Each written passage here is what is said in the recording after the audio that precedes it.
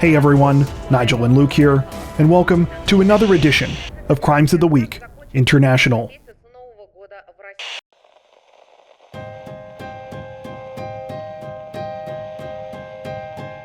Authorities in southern Spain say that a man has been sentenced to nearly a year in prison this week after he was convicted of selling more than 7,000 expensive hams that he stole from his employer.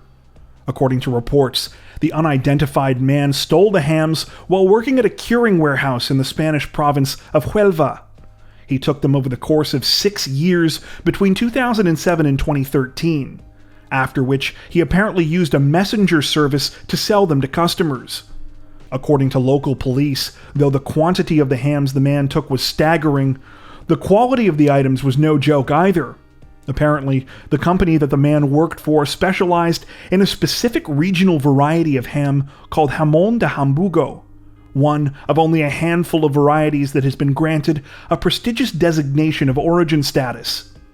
Each of these special types of hams is made from Blackfoot pigs which are fed exclusively acorns during the last 3 months of their lives. They can sell for more than $500 each. At least 100 of the 7,000 hams the man stole were apparently jamón de Hamburgo. This week, the man was convicted of the crime and sentenced to 11 months and 29 days in jail. He could have been given up to a 6-year sentence, though apparently was given less time due to how long the case took to go to trial.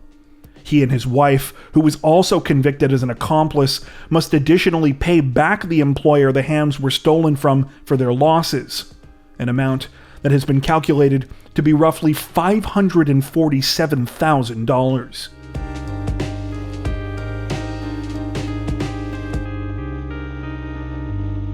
Authorities in the Indian state of Haryana say that they have arrested a wanted man this week, more than 30 years after he allegedly stabbed a man to death in an armed robbery gone wrong. According to reports, 65-year-old Om Prakash was taken into custody by members of Haryana's Special Task Force after being traced to a home located in the slums of the city of Ghaziabad, in the state of Uttar Pradesh. It was an arrest that was decades in the making.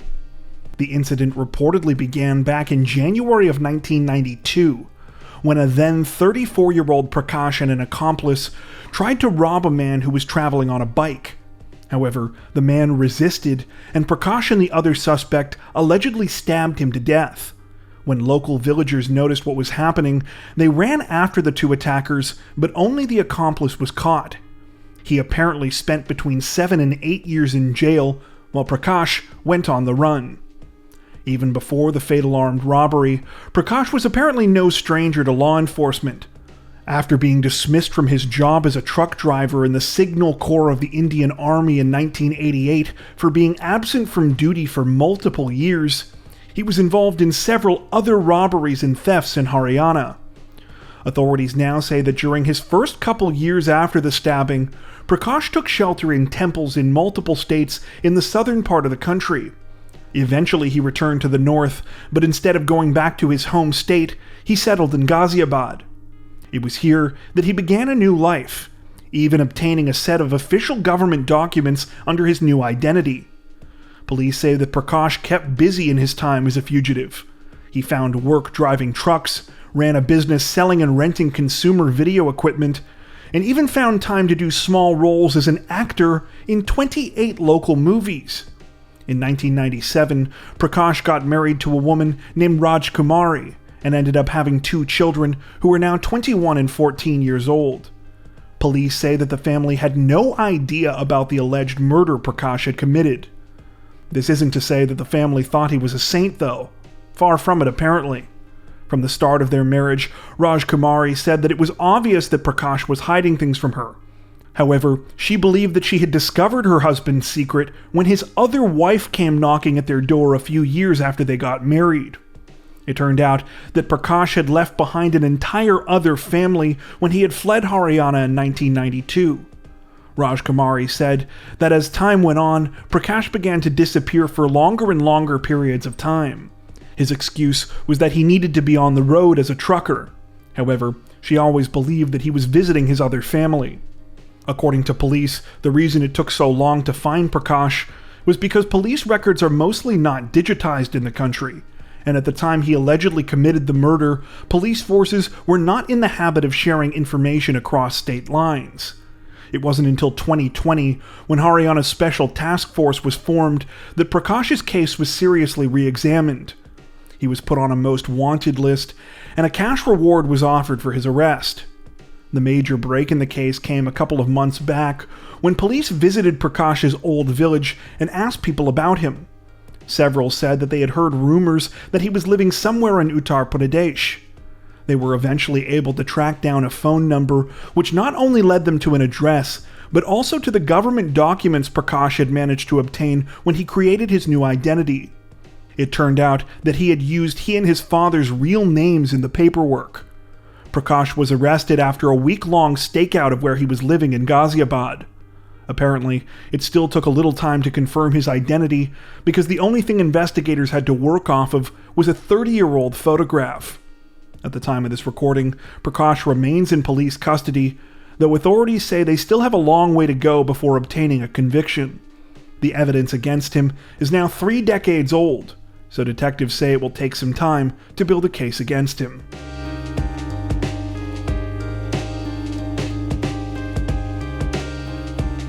Just before we get into this next story, I'd like to say that for the record, we know that all of our pronunciations in this one are going to be wrong.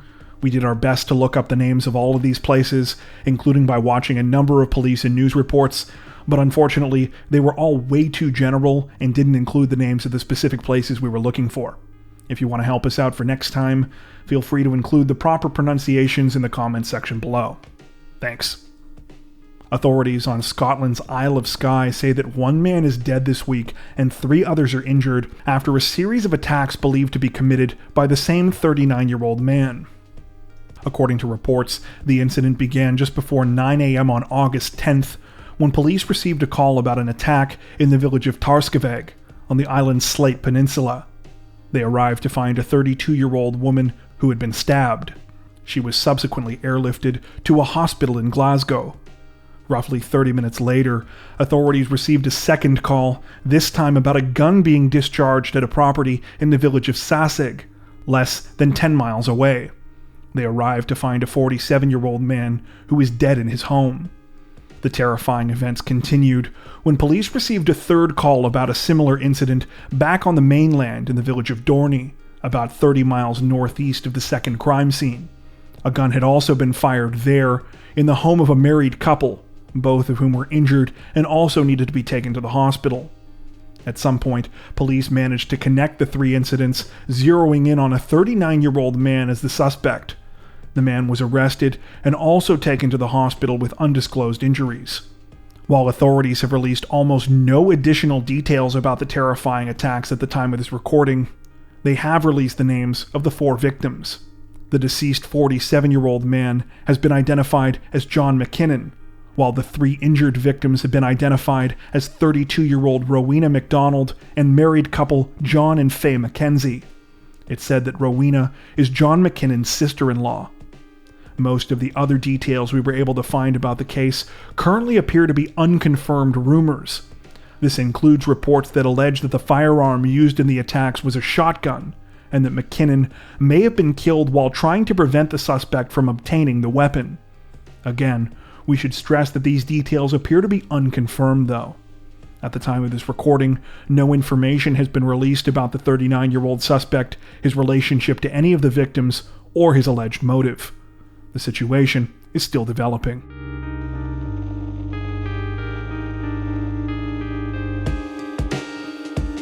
Representatives from Brazil's Rio de Janeiro civil police say that they have arrested the daughter of a famed art collector this week after she and several of her accomplices were accused of conning her mother out of over $140 million worth of art, cash, and jewelry. According to investigators, the incident traces its roots back to 2015, when one of Brazil's most well-known art collectors and dealers, Jean Bogici, passed away at the age of 87, leaving his collection to his widow, Genevieve. Though Genevieve was elderly herself, and eventually the family fortune was due to go to her and her late husband's daughter, Sabine, authorities say that Sabine got tired of waiting. That's when she allegedly hatched a scheme to get access to her inheritance early. According to reports, the plan began in 2020 when a woman claiming to be a psychic approached 82-year-old Genevieve in the middle of the street. She told her that her family was in imminent danger, particularly her daughter Sabine. The psychic convinced Genevieve to accompany her to see several other people with purported powers of clairvoyance, all of whom confirmed the initial psychic's chilling warning. Unbeknownst to Genevieve, all of these people had actually been hired by Sabine, who provided them with personal information about her and the family ahead of time to make their psychic powers seem legitimate. The ruse worked, and the elderly woman agreed to pay the con artists the equivalent of nearly $1 million to do, quote, spiritual work to save her daughter. Police say that once the suspects were in Genevieve's home, things only escalated, as they and Sabine began to target more of the family fortune, particularly their artwork. They would allegedly end up stealing at least 16 paintings, 3 of which were by Tarsila do Amaral, one of Brazil's most celebrated artists. These 3 paintings alone had an estimated value of roughly $138 million. The fake psychics were able to take them under the guise that they were cursed with some sort of negative energy and needed to be spiritually cleansed. Though Genevieve eventually realized what was happening, by that time she had reportedly been confined to her home. Sabine had allegedly furthered this isolation by firing the staff and domestic workers that her mother employed so that there was no one she could turn to for help. At this point, Sabine and the other suspects reportedly began to directly threaten and assault Genevieve in order to get her to comply with the thefts of her art and valuables. While it's not exactly clear how the horrifying situation was brought to light, some local reports we came across mention that Genevieve was eventually able to make it to a police station. An investigation was subsequently launched, in which authorities were able to recover most of the stolen paintings. 11 were reportedly found during raids on one of the fake psychics' homes, while 3 others were apparently found in Sao Paulo. Currently, police say that they are still trying to track down 2 others, which were allegedly sold by the suspects to a museum in Argentina. At the time of this recording, Sabine and 3 of her suspected accomplices have been arrested and remain in police custody. 3 others are still being sought by police. According to reports, all of the suspects will be facing charges of embezzlement, robbery, extortion, false imprisonment, and criminal association.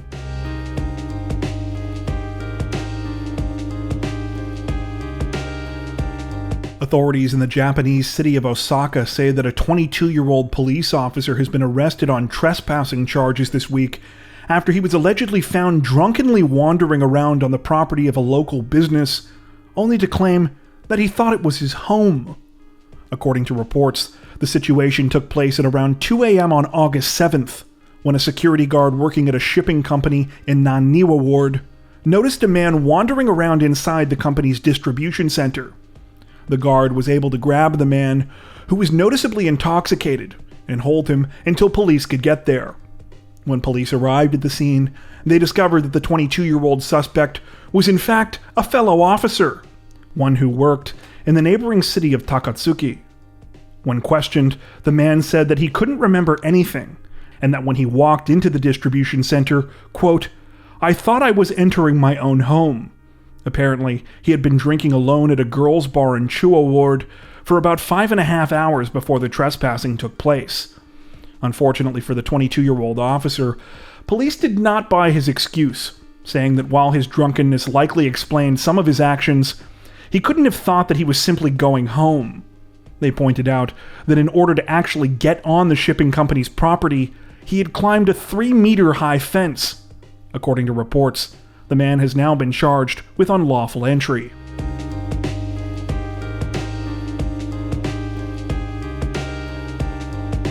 A 32-year-old Thai man says that his life was recently turned completely upside down after a minor typo on a police document caused him to be accused of a heinous crime that was actually allegedly committed by his twin brother. According to reports, when Patipan and Patipat Kaiwam were born into a poor family more than 3 decades ago, their mother was forced to make an awful decision. Knowing that she couldn't afford to take care of both boys, she kept Patipan with her in the city of Nakhon Ratchasima, while Patipat was sent to live with his aunt, who adopted and raised him 300 kilometers away in Samut Prakan, a city in the greater Bangkok region. According to Patipan, he and his twin took very different paths in life. He worked hard, got a stable job, and started a family, while his brother allegedly continuously got in trouble and ended up becoming estranged from his own wife. Things recently came to a head on the evening of August 3rd, when Patipat reportedly staked out the factory where his ex-wife worked and waited for her to come out. When she did, he attacked her, punching her and slashing her face, ears, and one of her wrists with a knife. Thankfully, witnesses intervened and put a stop to the attack, and the female victim was stabilized in a local hospital. Unfortunately, Patipat managed to escape. However, when the time came for police to file a report, they apparently messed up, writing the suspect's name as Patipan instead of Patipat. When his name and photo were blasted out to the public in connection with the crime, Patipan says that he was harassed and cursed by his neighbors and fired from his job. It was only after he explained to police that the woman he had supposedly attacked was his brother's ex-wife and not his, that authorities finally realized their mistake. Even though the police records have now been corrected, it's not clear if Patipan has gotten any sort of apology from his neighbors or his job back. What's worse, his twin brother is apparently still at large and wanted for attempted murder. The situation is still under investigation.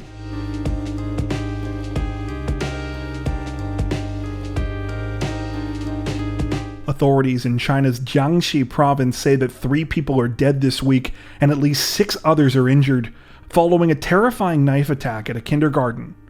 According to reports, the incident began sometime after 10 a.m. on August 3rd, when the 48-year-old suspect Lu Xiaohui entered the school in Anfu County dressed in a cap and mask. He was armed with a knife and proceeded to attack those inside before fleeing the scene. The horrifying incident triggered a search effort involving more than 1,000 police officers, who discovered Lu hiding in a mountainous area of a neighboring county roughly 12 hours later.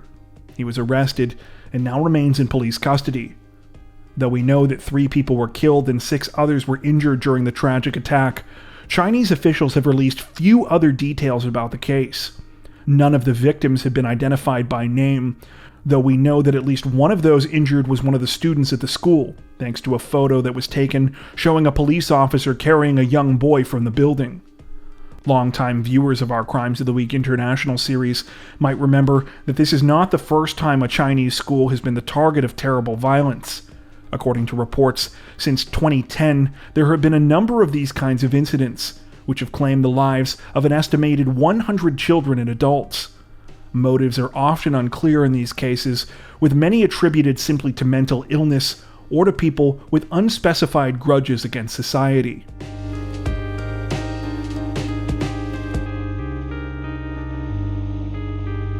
Authorities in the Australian state of Queensland say that a 49-year-old man has been arrested and charged this week after he allegedly murdered his girlfriend and her adult son, a crime which has been referred to as a frenzied knife attack. According to reports, the case began at around 9:30 a.m. on August 8th, when police were called to a residence in the South Brisbane suburb of Stretton. There, in an upstairs bedroom, they discovered the bodies of 2 people. 47-year-old Jifeng Lu, who went by the name Eileen, and her son Wenhao Du, who was in his 20s and went by the name Sam. The scene was reportedly grisly, with blood found all over the residence. 2 knives, one of which was a long-handled kitchen knife, the other of which was a meat cleaver, were recovered from the scene and are believed to be the murder weapons. Authorities have been called to the residence by Eileen's live-in boyfriend, 49-year-old Weifeng Huang, who has now been arrested and charged with both of the murders. He was taken to the hospital following his arrest after he was found to be suffering from serious lacerations to his arms and legs, which police allege that he sustained during the brutal attack. In addition to searching for a motive in the case, investigators say that they are still trying to piece together Huang's actions leading up to the time that he called police. So far, they say that they believe he committed the murders early in the morning before changing his clothes and leaving the house in a silver SUV sometime around 4:20 a.m. They allege that he returned to the house about a half hour later, apparently tried to wash himself, and may have tried to partially clean up the crime scene, before finally dialing 000 at around 5:40 a.m. It's unclear why the two bodies weren't discovered until nearly 4 hours later. At the time of this recording, police are continuing to investigate the scene and are also asking the public to come forward with any information they might have about the case. The situation is still developing. Before we wrap up, we'd like to take a minute to thank our amazing supporters over on Patreon. As many of you are aware, our situation on YouTube always seems to be a bit uncertain, but our patrons help to ensure that we can continue to make content like this long term without having to worry as much about what surprises might be thrown our way. Plus, patrons also get access to 4 additional stories per week for each of our Crimes of the Week and Crimes of the Week International videos. If you'd like to help support the channel directly, head over to patreon.com/crimezone to join. You can also find that link in the description below. As always, thank you so much for watching, and take care.